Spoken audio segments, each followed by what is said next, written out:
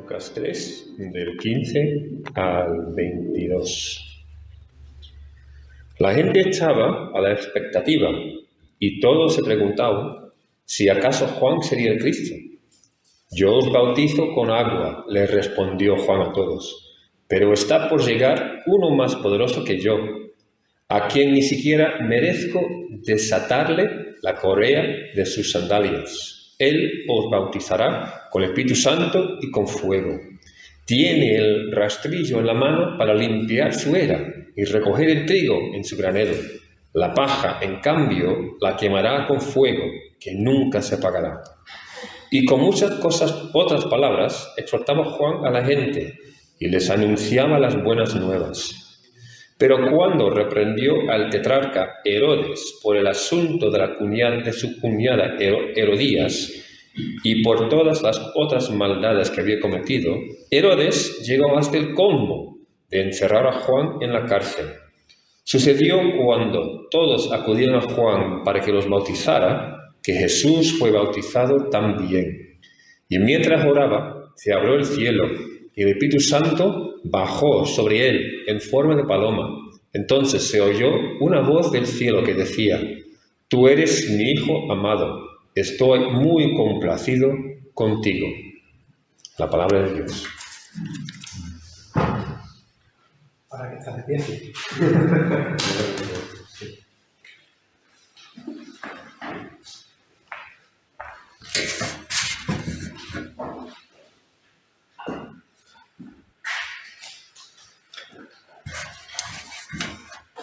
El escenario proponía, en realidad, un pequeño saltito en la lectura, que se leyesen del tirón los versículos 15 y 16, luego saltar al 21. Pero está bien que lo leamos todo junto como he propuesto. Hoy el calendario cristiano, más que nada por tradición, marca este domingo concreto como el domingo del bautismo del Señor. Y por eso se lee este pasaje. Este año ha tocado en la lectura de Lucas, otro año toca en otro evangelio. Bueno, precisamente como se predica todos los años, nos fijamos muchas veces en muchos detalles, ¿no? Son lecturas que podemos acudir y ver cosas nuevas, o que el Señor nos puede enseñar cosas nuevas. Al sumergirnos en este pasaje, vemos que el pueblo de Israel tenía de manera latente una esperanza. Ellos estaban buscando o esperando que llegase el Mesías prometido. Sin ir más lejos, también el ser humano sigue buscando hoy en día un algo. Como decíamos el domingo pasado cuando estuvimos con el prólogo del Evangelio de Juan, un algo que nos traiga luz, que nos dé sentido, que nos dé orientación. Cualquier ideología política que piensen, ¿no? O cualquier corriente filosófica, hay de todos los colores. Pues muchas de ellas, como cada persona, ahí se refleja de alguna forma esa expectación de querer cambiar algo, ¿no? O de búsqueda, o de anhelos, ¿no? De transformación. Algunas veces esas propuestas no significa que todas sean correctas, ¿no? ¿Me entendéis? Pero esa búsqueda de sentido o de querer, o de búsqueda de la justicia, algunas veces la justicia como cada uno quiere, ¿no? Pero eso está ahí, ¿no? Y ese sentido humano también de desear una reparación de las cosas, ¿no? Que muchas veces está esa sensación de decir, yo quiero que esto se arregle, pero no va a llegar el día y esto se va a quedar como está, ¿no? Y en cierto modo también está esa búsqueda o ese anhelo de una relación más profunda con ese misterio de lo, en mayúscula, de lo otro. Lo otro que nosotros como cristianos reconocemos que es el Señor, ¿no? Y muchos pues no admiten o no admitirán que ese totalmente otro, como poníamos antes en la diapositiva, o lo relacionalmente otro, porque Dios se relaciona con nosotros, no admiten o no quieren reconocer que sea realmente Dios, ¿no? Pero la inquietud humana está presente. Eso lo tiene todo el mundo de una forma u otra. Hay un teólogo que tú puedes decir, pues está equivocado o no, pero él decía, cualquier persona que se pregunte o que se haga o que sienta que tenga la preocupación última ante la muerte o a eso esa persona no es un ateo como tal. Esa persona tiene esa búsqueda, esa inquietud, ¿no? Hay un libro del psiquiatra austriaco Viktor Frankl que es El hombre en busca de sentido, que a lo mejor suena porque es un libro así famosete, ¿no? No sé si tú alguna vez lo has tenido en la librería. Y es que eso está, ¿no? Aquí la diferencia es que el pueblo de Israel, ellos, sí sabían que estaban esperando un Mesías, ¿no? Aunque no estaba muy claro qué tipo de Mesías, porque ya sabéis que había muchas corrientes de judaísmo, ¿no? Que si unos querían un Mesías guerrero, que si otro sacerdotal, que si otro un Mesías rey, davídico, ¿no? Otras veces lo mezclaban, el davídico mezclado con el Mesías guerrero, ¿no? Como en la época de Jesús, que era muy típico, ¿no? El Mesías rey que echase a los romanos de allí a golpe de espada, ¿no? O hay otros grupos, como en Qumran, que deseaban que, bueno, o que esperaban que viniera un Mesías de tipo sacerdotal y luego otro Mesías de tipo rey, ¿no? Había distintas ideas, ¿no? Pero todos tenían claro que de alguna manera Dios enviaría a alguien especial en su nombre. En Deuteronomio 18:15, Dios promete que enviaría un profeta como Moisés, que nacería del pueblo, dice además el texto, que nacería del pueblo. Y cuando dice que sería profeta, se refiere a que hablaría en nombre de Dios como ningún otro, ¿no? Al estilo de Moisés. Sabéis que Moisés hablaba cara a cara con Dios, ¿no? Pues a ese estilo de decir mensaje más directo, ¿no? Que viene de Dios. Pero tanto es así que el Mesías prometido real es alguien mayor a un profeta, ¿no? Así confesamos los cristianos, ¿no? Y alguien mayor también que Moisés mismo, ¿no? Que además Moisés, me gusta decirlo, pero Moisés no es tampoco lo que entendemos nosotros como un profeta al estilo de los libros proféticos. Vino palabra del Señor, ¿no? O oráculo del Señor. Moisés es de otro estilo, es profeta en cuanto a portavoz de Dios porque veía cara a cara con Dios y expresaba al pueblo lo que tal, ¿no? Bueno, y muchos, a lo largo de la historia, pues iban en pos de falsos profetas. Y otros han ido detrás de falsos mesías. Y todavía se sigue haciendo, ¿o no? O incluso si nos ponemos a pensar en nosotros mismos, ¿cuántas veces a lo mejor no hemos sido nosotros los que hemos ido a buscar, también en nuestro tiempo de confesión hacíamos un poco referencia a eso, a buscar la ayuda o el socorro o el hacer las cosas en el lugar equivocado o en un lugar que a lo mejor es insuficiente porque no... Que a lo mejor no digo que sea incorrecto del todo, pero que no estamos poniendo nuestra esperanza en algo que no es. No sé si me explico. Aquí, de hecho, Juan el Bautista dice en el texto a sus discípulos y a la gente que acudía a él para ser bautizada, él ya lo decía del tirón, para que la gente no se creara falsas expectativas. Yo no soy el Cristo, yo no soy el Mesías. No os hagáis una idea equivocada de mí. En ese sentido, yo os voy a defraudar. Y bueno, lo digo también, aunque no hace falta. Tú y yo tampoco somos el Mesías, aunque continuemos expandiendo su reinado. Y aunque en nuestro contexto no suele pasar, o en denominaciones así como la nuestra no suele pasar, pero a veces pasa o puede pasar, uno tiene que tener siempre, ser precavido o cauto, conviene tener cuidado con no hacer del pastor, pues un mesías, o un gurú, o alguien venerado por encima de los demás, y lo digo porque, bueno, no muy lejos también hay grupos así por aquí cerca.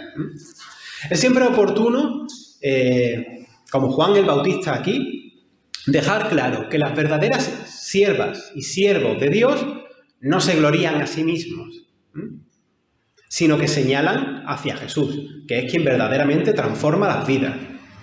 Este pasaje es precisamente conocido por ser Juan quien dice, yo lo que hago es bautizaros con agua, como un signo de estar abiertos a una conversión del corazón para recibir ese reino que viene.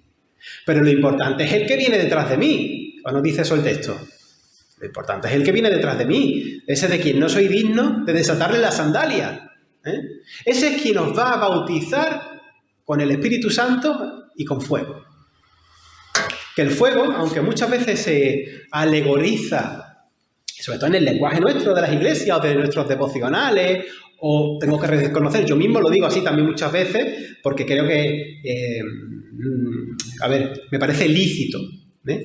Pero lo alegorizamos mucho como si fuese simplemente el impulso, ¿verdad?, de nuestra fe viva, ¿verdad?, una así como fogosa, ¿no?, en el sentido espiritual, ¿no? Pero no es eso, ¿vale? Está bien decirlo así también, pero no es eso.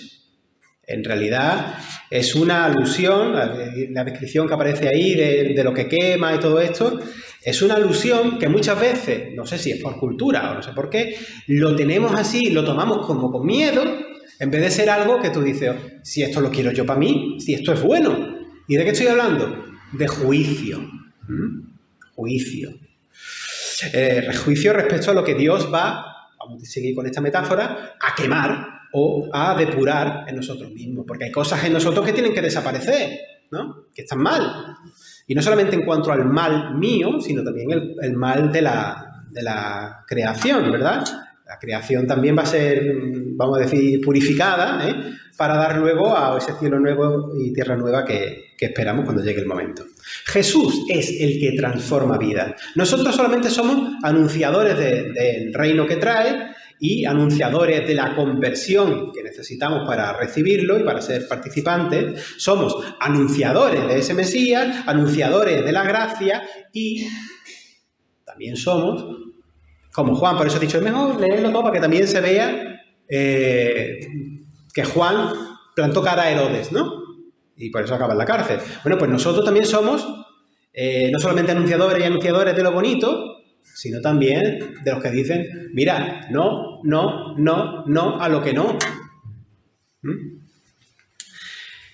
Pero claramente nosotros tenemos que bajarnos de cualquier podio que ponga el protagonismo en ti o en mí, en vez de en el Señor. Y esto lo digo sabiendo que el propio Evangelio tiene que ver contigo y conmigo. En cierto sentido también tenemos un protagonismo. Todo lo hace Dios por ti y por mí. Fíjate qué bonito. Pero no estamos nosotros en el podio. ¿Me explico? Hay una fuerte declaración bíblica, por ejemplo, en Efesios, que señala que las personas, en la inercia de este mundo, donde estamos sumergidos, estamos impregnados ya de que nacemos, ¿no? Estamos muertos en delitos y pecados, ¿no? Y necesitamos de vida.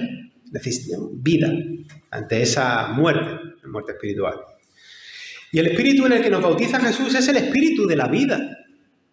Además, en varios sentidos, en varios sentidos. Y lo digo porque esto me está viniendo ahora, pero en el Antiguo Testamento, cuando se habla de la Ruá, que también es una categoría del Espíritu Santo, es el espíritu que da vida precisamente a todo lo que está vivo, a cada tallo de hierba o cada bichito que estás viendo por el campo, ¿sabes? Pero también vida en el sentido de renovación, de espiritual, de vida, de lo que es vida de verdad, ¿no? Para lo que estamos hechos, ¿no? Que vivifica lo que está muerto, lo que está apagado, lo que está mal. Entonces, su fuego en nosotros, como luego será en la creación también, es señal de refinamiento. Esa es la palabra que me ha faltado antes de decir. Refinamiento. Estamos sellados en el Espíritu, ¿verdad? Pero en un proceso de relación con Dios que va trabajando con nosotros, que nos da conciencia de lo que viene de su voluntad y de lo que no es, porque el juicio en nosotros es discernimiento también, de decir, oye, esto no, esto sí, esto lo tengo que cambiar, esto lo tengo que trabajar. Un proceso que nos hace conscientes de que hay cosas en nosotros mismos que tenemos que apartar y desechar porque no están en consonancia con la voluntad de Dios. Y que luego, si te fijas, ¿por qué no están en consonancia con la voluntad de Dios? Bueno, pues son cosas que o te están haciendo daño a ti mismo, o eres tú el que le está haciendo daño a los demás, o la conciencia, el discernimiento del Espíritu ya te irá diciendo por dónde, ¿no? Por tanto, esto implica un llamamiento a la transformación personal, que no, como el domingo pasado dije, que no individual, porque esto empuja y tiene que ver con una transformación social, donde la Iglesia precisamente, que también somos una sociedad, donde la Iglesia al menos tiene que ser las raíces y el tronco de esa transformación, no para nosotros, para que nos quedemos ahí, que gustito estamos y que bien nos llevamos todos y que buena fraternidad, sino hacia afuera. Porque la Iglesia es misión para afuera. Cuando hablamos de tomar nuestras cruces y seguir a Cristo, eso de negarnos a nosotros mismos, es básicamente dejar de mirarnos el ombligo, dejar de alimentar continuamente nuestro ego y dejar que el Espíritu Santo nos transforme y nos mueva a la compasión, a la recepción del prójimo, a la justicia, ¿verdad? Tu transformación empuja a que pueda haber una transformación con los demás, ¿no? El discurso del bautismo en fuego, que algunas veces se oye por ahí, a lo mejor puede ser que hasta yo mismo lo haya dicho, no lo sé, pero algunas veces se utiliza esta expresión del bautismo en fuego como un somnífero. Pierde la fuerza de lo que el texto dice, ante ese verdadero fuego que debe arder y purificarnos de prejuicios, de egoísmo y de actitudes de abuso o desigualdad que podemos hacer nosotros también. Y moldearnos más conforme al carácter de Cristo. Como se dice en Efesios 4, a la medida de la estatura de la plenitud de Cristo. En ese camino vamos, ¿no? Necesitamos siempre de esa guía del Espíritu que nos va puliendo, que nos ayuda. Que algunas veces damos un paso para adelante y dos para atrás, también hay que reconocerlo. Y nos da conciencia de que la conversión no es solamente cuando tú un día pues le dijiste: sí, Señor, yo te sigo, yo me abrazo a ti, te necesito. Y tú digas: pues eso ocurrió tal día del año 70 y tanto. Bueno, sí, también. Pero la conversión es algo más. Implica un actuar consciente, es un modo de ser en el mundo y que marca la diferencia. Es decirle prácticamente todos los días: Señor, sí, yo te sirvo, yo te sigo. Entonces, Cristo no tuvo pecado. Pero en su bautismo, Él se identifica con el pueblo.